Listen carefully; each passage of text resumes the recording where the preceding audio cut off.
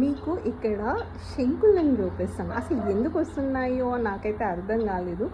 మీకేమైనా తెలిస్తే కమెంట్ చేయండి ఒకసారి. ఒక 2-3 డేస్ కంటిన్యూషన్గా 2-3 డేస్ నుంచి వర్షం పడింది. వర్షం పడిన తర్వాత ఈరోజు మాత్రమే తగ్గిందనమాట.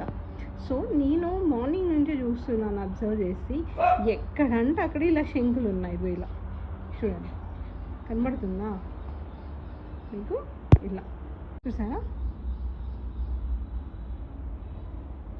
గోడల పైన ఎక్కడంటే అక్కడ. అసలు ఎందుకున్నాయి, అసలు ఎలా వచ్చాయి?